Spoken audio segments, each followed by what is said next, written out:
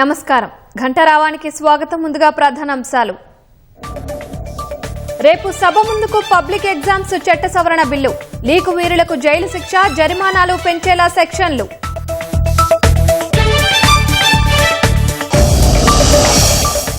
హైదరాబాద్ కూకట్పల్లిలో రోడ్డు ప్రమాదం, స్కూటీని ఢీకొన్న టిప్పర్, 2 యువకులు దుర్మరణం.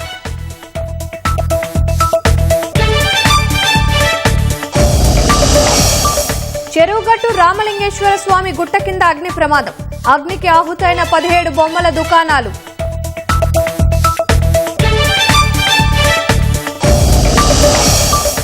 రెండు నెలలుగా సరైన వర్షాలు రేక రైతుల దిగాలు, జలాశయాల్లో నీళ్లు అడుగంటడంతో ఆవిరవుతున్న ఆశలు.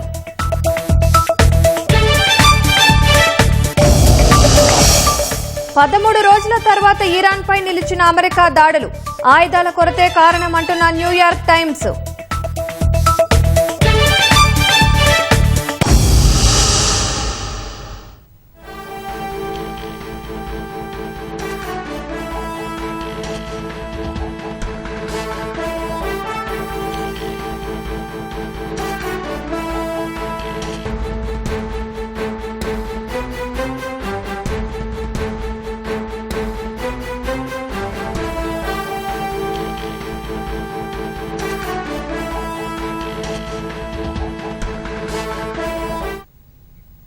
బీఆర్ఎస్ మాజీ ఎమ్మెల్యే పెద్ది సుదర్శన్ రెడ్డి గుండెపోటుతో హనుమకొండలోని రోహిణి ఆసుపత్రిలో చేరారు. ప్రస్తుతం ఆయన పరిస్థితి విషమంగా ఉన్నట్లు తెలుస్తోంది.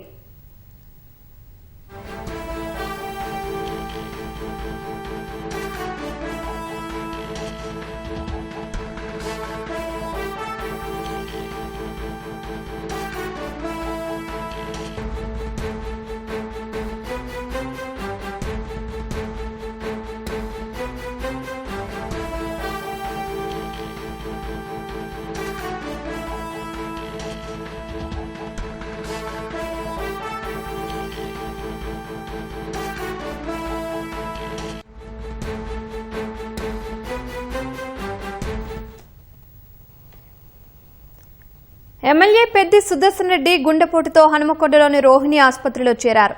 ప్రస్తుతం ఆయన పరిస్థితి విషమంగా ఉన్నట్లు తెలుస్తోంది.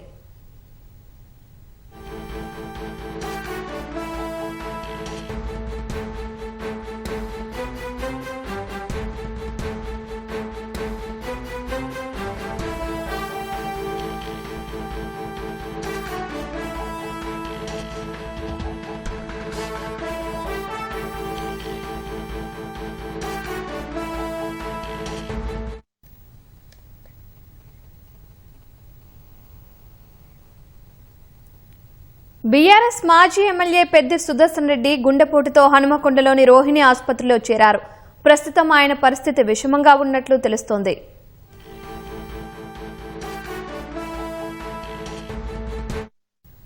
మరింత సమాచారం మా ప్రతినిధి లింగయ్యను అడిగి తెలుసుకుందాం. లింగయ్య, సుదర్శన్ రెడ్డి ఆరోగ్య పరిస్థితి ఎలా ఉంది? వైద్యులు ఏం చెబుతున్నారు?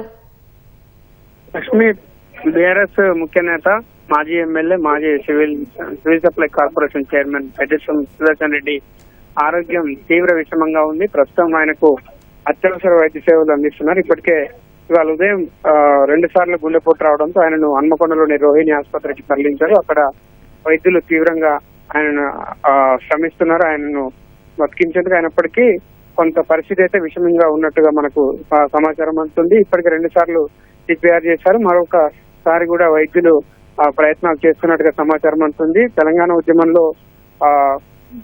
ఉద్యమంలో అదేవిధంగా టీఆర్ఎస్ పార్టీలో కూడా ఆది నుంచి పెద్ది సుదర్శన్ రెడ్డి ఉమ్మడి వరంగల్ జిల్లాకు కీలక నేతగా ఉన్నాడు. తెలంగాణ ఉద్యమంలో ఉమ్మడి వరంగల్ జిల్లాలో తనదైన ముద్ర వేశారు. అదేవిధంగా కేసీఆర్ కు అత్యంత ఇష్టమైన నాయకుడిగా కూడా గుర్తింపు పొందారు. కేసీఆర్ చేతుల మీదుగానే ఆయన వివాహం కూడా చేసుకున్నాడు. అయితే గత 2 రోజులు 3 రోజులుగా పెద్ది సుదర్శన్ రెడ్డి కొంత అనారోగ్యంతో బాధపడుతున్నారు. మొన్న మొత్తం ఫోన్ కూడా స్విచ్ ఆఫ్ చేసి ఆరోగ్య పరిస్థితి కొంత వైద్య చికిత్సలు కూడా చేయించుకున్నారు. అయితే ఇవాళ ఉదయం తెల్లవారుజామున ఆకస్మికంగా ఆయనకు గుండెపోటు రావడంతో హుటాహుటిన రోహిణి హాస్పిటల్కి తరలించారు. ప్రస్తుతం వైద్యులైతే ఆయనకు తీవ్రంగా వైద్య సేవలు అందిస్తున్నారు. తీవ్రంగా విషమంగా ఉన్నట్టుగా చెప్తున్నారు. అయితే కొంతమంది కార్యకర్తలకు అదేవిధంగా స్థానిక నేతలకు ముఖ్య నేతలకు కూడా ఇప్పటికే సమాచారం అయితే అందింది. దాదాపు పెద్ది సుదర్శన్ రెడ్డి మృతి చెందారని చెప్పి సమాచారం అందింది. దీంతో కొంత బీఆర్ఎస్ నేతలు కార్యకర్తల్లో తీవ్ర విషాదం నింపుతుంది ఈ వార్త అని చెప్పొచ్చు. అయితే అక్కడ ఉన్న వైద్యులు మాత్రం అధికారికంగా ఇంకా ఎటువంటి సమాచారాన్ని ధృవీకరించారండి. ప్రస్తుతానికి పెద్ది సుదర్శన్ రెడ్డి ఆరోగ్యం విషమంగా ఉన్నట్లు ప్రస్తుతం సిపిఆర్ చేస్తున్నట్టయితే అక్కడ అది వైద్యులు చెప్తున్నారు. ఇదే సమయం సంబంధించి బీఆర్ఎస్ కీలక నేతలు కేటీఆర్ కు హరీష్ రావు కూడా బీఆర్ఎస్ జిల్లా నేతలు సమాచారం అందించడంతో ఆసుపత్రి వైద్యులతో కేటీఆర్ హరీష్ రావు కూడా మాట్లాడారు. అత్యంత విషమంగా ఉందని చెప్పి వారిద్దరు నేతలకు కూడా వైద్యులు చెప్పారు. దాదాపు 2-3 రోజుల క్రితం కూడా కేటీఆర్ జన్మదిన వేడుకలకు సంబంధించి గిఫ్ట్ స్మైల్ కార్యక్రమంలో ఎమ్మెల్సీ పోచంపల్లి శ్రీనివాసరెడ్డి నిర్వహించిన కార్యక్రమంలో కూడా ఉత్సాహంగా పెద్ది సుదర్శన్ రెడ్డి పాల్గొన్నారు. ఆ కార్యక్రమం తర్వాత అక్కడ కార్యకర్తలను కలవడం కలివిడిగా కేటీఆర్ తో పాటు మహిళలతో కలిసి భోజనం చేసిన వారిలో పెద్ది సుదర్శన్ రెడ్డి కూడా ఉన్నారు. ఆ తర్వాత రోజు నుంచి ఆయన కొంత అస్వస్థతకు గురైనాడు. 2 రోజులు ఇంట్లోనే విశ్రాంతి తీసుకున్నాడు. ఒక రోజు వైద్య పరీక్షలు కూడా చేయించుకున్నట్టు కుటుంబ సభ్యులు కాసేపటి క్రితం వెల్లడించారు. అయితే ఇవాళ ఉదయం ఒకసారిగా తీవ్ర గుండెపోటు రావడంతో ఆయన రోహిణి ఆసుపత్రికి తరలించారు. ప్రస్తుతానికైతే వైద్య చికిత్సలు అందిస్తున్నారని వైద్యులు చెప్తున్నప్పటికీ కూడా కొంత పరిస్థితి అయితే విషమించి ఆయన మృతి చెందినట్టుగానే మనకు ఆ సమాచారం అందుతుంది. ఇది అధికారికంగా మాత్రం ధృవీకరించాల్సింది. ఇది బీఆర్ఎస్ పార్టీకి కూడా పెద్ద లోటుగానే కొంత భావించవచ్చు అని చెప్పవచ్చు. ఎందుకంటే కేసీఆర్ కు అత్యంత సన్నిహితుడుగా ఉన్నాడు, అత్యంత దగ్గరగా ఉన్నాడు, అత్యంత ప్రియ నాయకుడిగా కూడా పెద్ది సుదర్శన్ రెడ్డి ఉన్నారు. ఇప్పటికే ఈ విషయం తెలుసుకున్న కేటీఆర్ హరీష్ రావు కూడా హన్మకొండకు బయలుదేరినట్టుగా మనకు సమాచారం ఉంది. లక్ష్మి, ధన్యవాదాలు లింగయ్య.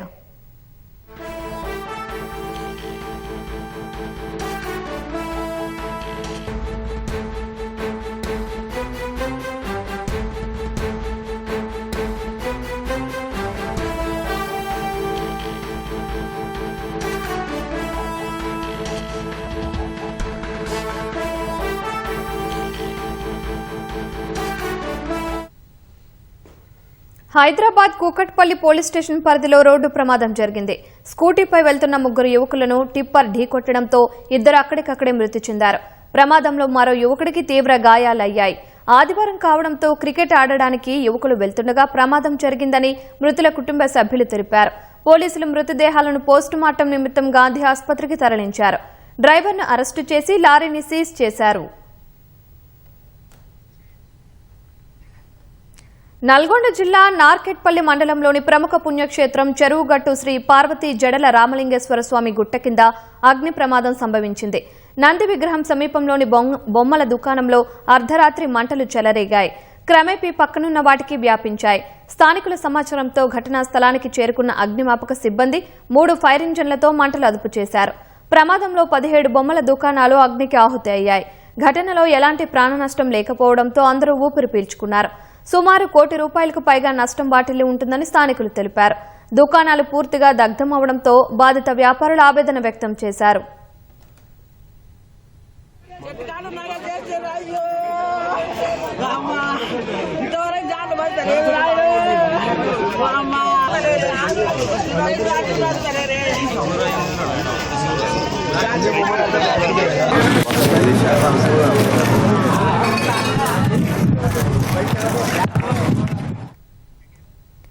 చెరువులో పేరుకుపోయిన గుర్రపు డెక్కను తొలగించడంతో సమస్య పరిష్కారమైందని భావించిన స్థానికులకు మరో ఇబ్బంది ఎదురైంది. నిజాంపేట్ సర్కిల్లోని ప్రగతినగర్ చెరువును శుభ్రం చేయమని ఏళ్లుగా ప్రాధేయపడితే అధికారులు ఇటీవల గుర్రపు డెక్కను తొలగించారు. కానీ రోడ్డు పక్కనే గుర్రపు డెక్కను వదిలేసి చేతులు దులుపుకున్నారు. గుర్రపు డెక్క కారణంగా ఈగలు దోమలు విపరీతంగా పెరిగి దుర్వాసన వెదజల్లుతోందని స్థానికులు ఆవేదన వ్యక్తం చేస్తున్నారు. దీనివల్ల ప్రాణాంతకమైన వ్యాధులు వ్యాపించే ప్రమాదం ఉందని ఆందోళన వ్యక్తం చేస్తున్నారు. చెరువును శుభ్రం చేయడంలో అధికారులు చర్యలు తీసుకున్నప్పటికీ శాస్త్రీయ పద్ధతిలో డెక్కను పారవేయడంలో నిర్లక్ష్యం వహించారని స్థానికులు విమర్శిస్తున్నారు. గుర్రపు డెక్కను వెంటనే తొలగించి పరిసరాలను పరిశుభ్రం చేయడానికి చర్యలు చేపట్టాలని అధికారులను స్థానికులు కోరుతున్నారు. ఎన్నోసార్లు చెప్పి చూసినాం, అధికారుల నిర్లక్ష్యం అయితే ఖచ్చితంగా కనిపిస్తుంది.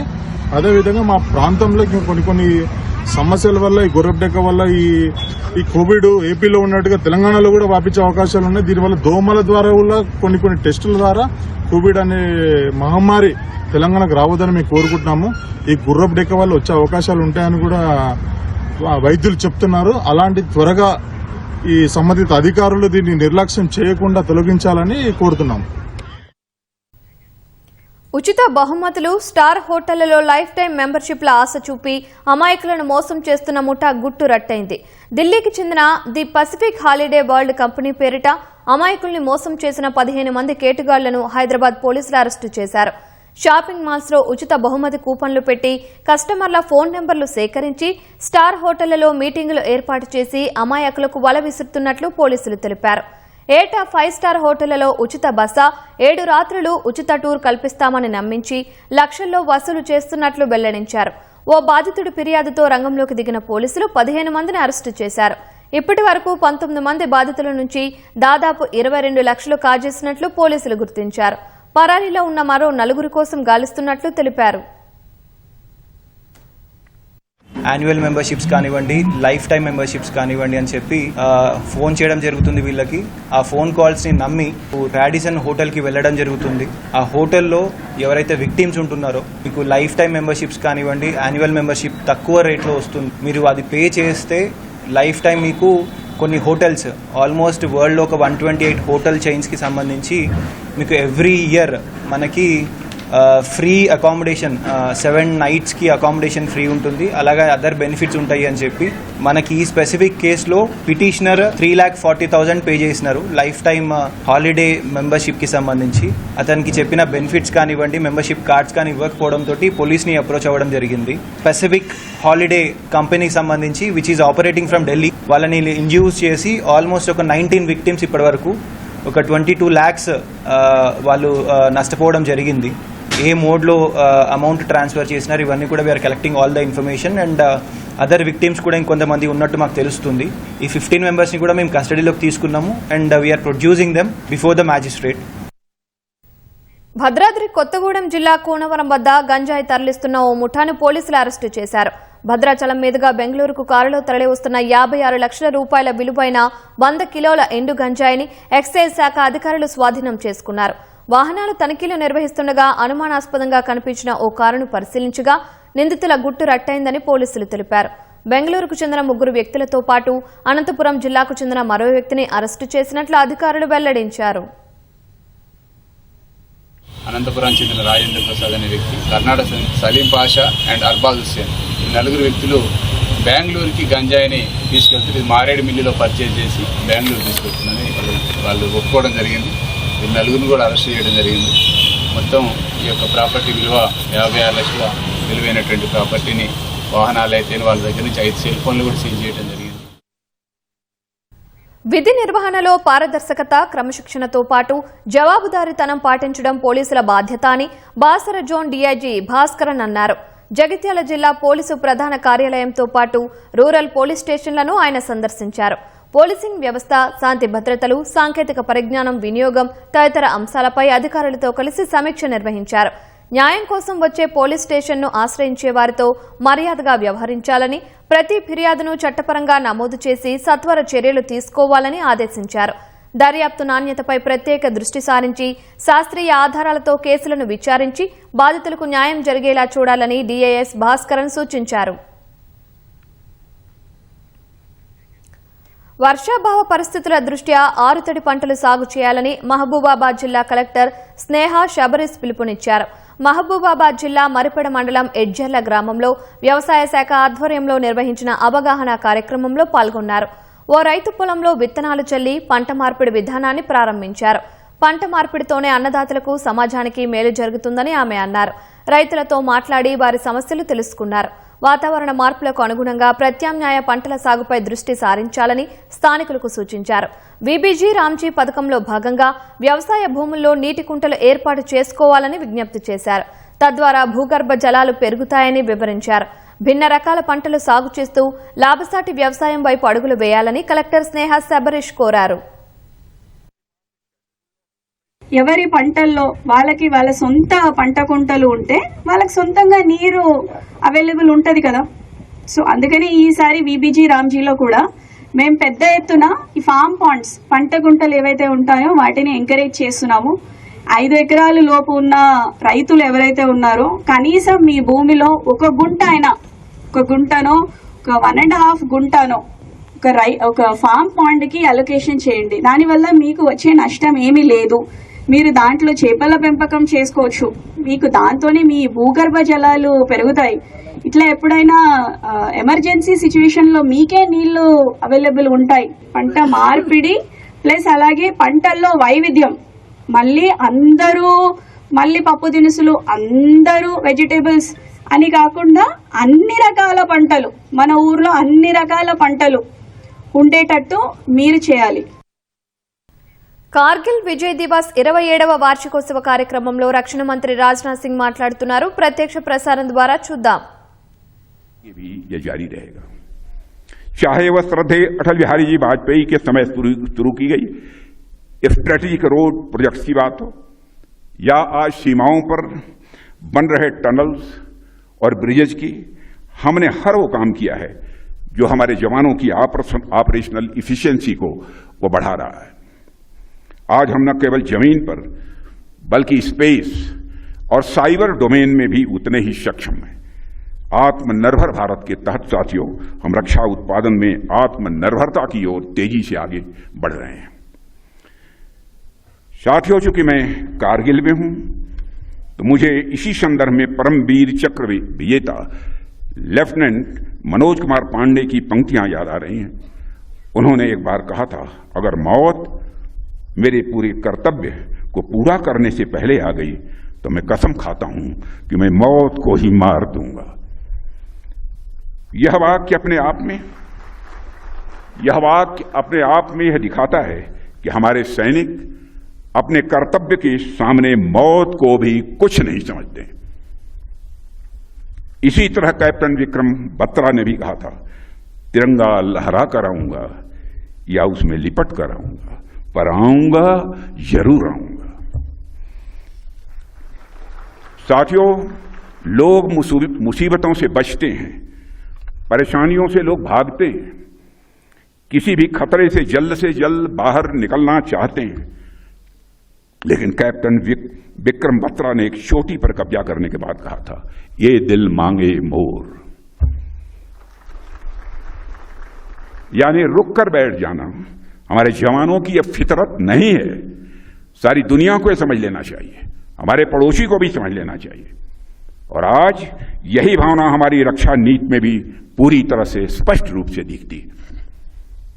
जब हमारी सरकार बनी थी तो भारत 65 से लेकर 70% डिफेंस इक्विपमेंट्स इंपोर्ट करता था, लेकिन आज इसके ठीक विपरीत हम 65% डिफेंस इक्विपमेंट भारत में ही मैन्युफैक्चर कर रहे हैं.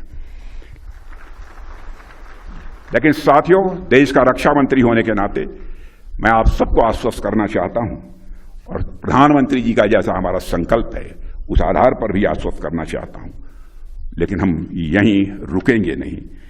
आज हमारे सैनिकों के पास indigenously developed air defence control system Akashteer है. हमने नेक्स्ट जनरेशन आकाश मिसाइल बना ली है. हमारे पास Pinaka multi barrel rocket launcher है. Air to air missile Astra है.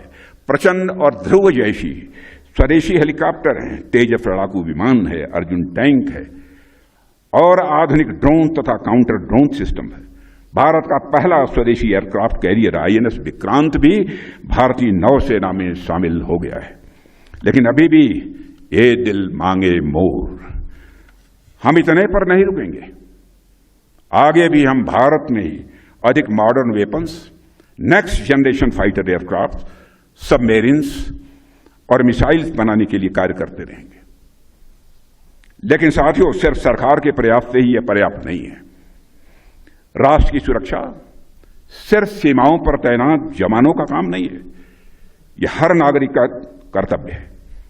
और कारगिल ने हमें दिखाया है कि जब देश पर संकट आया तो जाति, धर्म, क्षेत्र और भाषा की सारी दीवारें अपने आप ढह गई.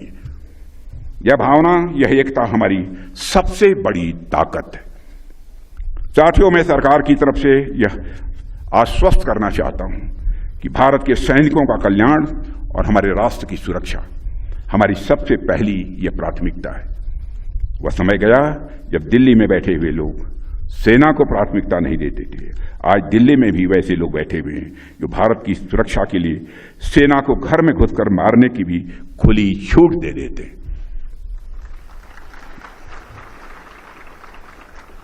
ऐसा नहीं है कि हमारी सेना के पास पहले यह क्षमता नहीं थी, पहले भी थी। हमारी सेना पहले भी इतनी शक्तिशाली थी, बस कमी थी तो एक पॉलिटिकल विल पावर की, एक राजनीतिक इच्छा शक्ति की कमी थी। और मैं आप लोगों को यहां इस मंच से विश्वास दिलाना चाहता हूं साथियों कि केंद्र सरकार की पॉलिटिकल विल पावर, राजनीतिक इच्छा शक्ति में कोई कमी न है, न भविष्य में कोई कमी आने पाएगी। सरकार पूरी तन्मयता से अपनी सेना के साथ खड़ी है। देश की जनता और देश की संसद अपने सैनिकों पर पूरा भरोसा करती है। और हम ये जानते हैं कि जब तक आप सीमाओं पर हमारी रक्षा कर रहे हैं, देश की रक्षा कर रहे हैं, भारत की ओर आंख उठाकर देखने की हिम्मत भी किसी के अंदर नहीं हो सकती है। साथियों, केवल कारगिल ही नहीं है, बल्कि आजादी के बाद से आज तक जब जब इस राष्ट्र के सामने चुनौती आई है, तब तब आप जैसे वीर सैनिकों ने अपने अदम्य साहस, अनुशासन और सर्वोच्च बलिदान से भारत का गौरव विश्व पटल पर और अधिक ऊंचा किया है।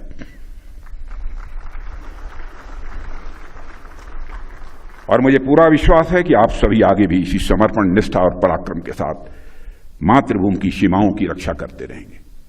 यह देश सदैव आपका ऋणी रहेगा। इन्हीं शब्दों के साथ मैं आप सभी को ऑपरेशन विजय की गौरव गाथा और कारगिल विजय दिवस की वर्षगांठ पर हार्दिक बधाई और शुभकामनाएं देते हुए अपना निवेदन यहीं समाप्त करता हूं। बोलिए भारत माता की, भारत माता की, भारत माता की। बहुत बहुत धन्यवाद। आपके ओजस्वी उद्बोधन के लिए बहुत बहुत आभार। कृपया मंच पर ही बने रहे मान्यवर। मैं माननीय रक्षा मंत्री। నీట్ ప్రశ్నాపత్రం లీకేజీ దుమారం కొనసాగుతున్న వేళ అవకతవకలపై కఠిన చర్యల కోసం కేంద్రం చట్ట సవరణకు చర్యలు చేపట్టింది. ఇప్పటికే కేబినెట్ ఆమోదించిన చట్ట సవరణ బిల్లును సోమవారం పార్లమెంటు ముందుకు తీసుకొచ్చేందుకు సిద్దమైంది.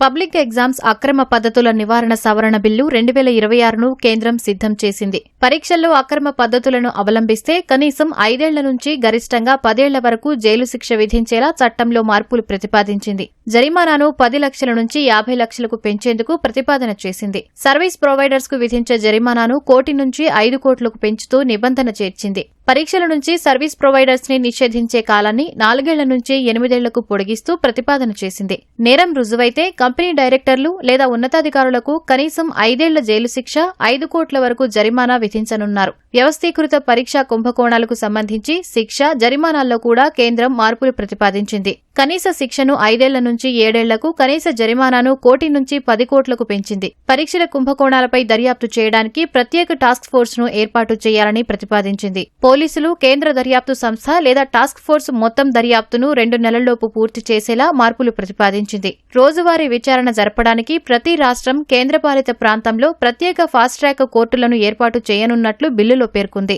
ఛార్జిషీట్ దాఖలైన 3 నెలల్లోపు విచారణ ప్రక్రియను పూర్తి చేసేలా నిబంధన పెట్టింది. ప్రతిపాదిత సవరణ చట్టం అమల్లోకి రాకముందే పెండింగ్లో ఉన్న కేసులను కూడా ప్రత్యేక ఫాస్ట్ ట్రాక్ కోర్టులకు బదిలీ చేయాలని నిర్ణయం తీసుకుంది. ప్రత్యేక పబ్లిక్ ప్రాసిక్యూటర్లను నియమించే అధికారాన్ని రాష్ట్రాలు, కేంద్రపాలిత ప్రాంతాలకు కల్పించింది. ఫాస్ట్ ట్రాక్ కోర్టు తీర్పులపై దాఖలయ్యే అప్పీళ్లను హైకోర్టుకు చెందిన 2 న్యాయమూర్తుల డివిజన్ బెంచ్ విచారించాలని ప్రతిపాదించింది.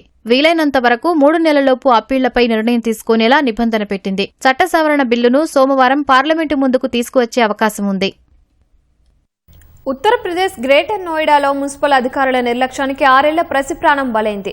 రహదారి పక్కన బోరింగ్ పనుల కోసం తవ్విన గుంతలో పడి అభియాన్ సూర్య అనే బాలుడు ప్రాణాలు కోల్పోయాడు. వర్షం కురవడంతో ఆ గుంతలో 15 అడుగుల మేర నీరు చేరింది. అక్కడకు వెళ్లకుండా గ్రేటర్ నోయిడా అథారిటీ సిబ్బంది కనీసం బారికేడ్లు, హెచ్చరిక బోర్డును ఏర్పాటు చేయలేదు.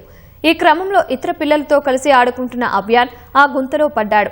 స్థానికులు తక్షణమే స్పందించి బాలుడిని నీటి నుంచి బయటకు తీసి ఆసుపత్రికి తరలించినా ఫలితం లేకుండా పోయింది. జనవరిలోనే ఒక కారు గుంతలో పడి సాఫ్ట్వేర్ ఇంజనీర్ మృతి చెందాడు. అయినప్పటికీ ప్రమాద నివారణ చర్యలు తీసుకోవడంలో యంత్రాంగం విఫలమైందంటూ స్థానికులు ఆందోళనలు వ్యక్తం చేస్తున్నారు.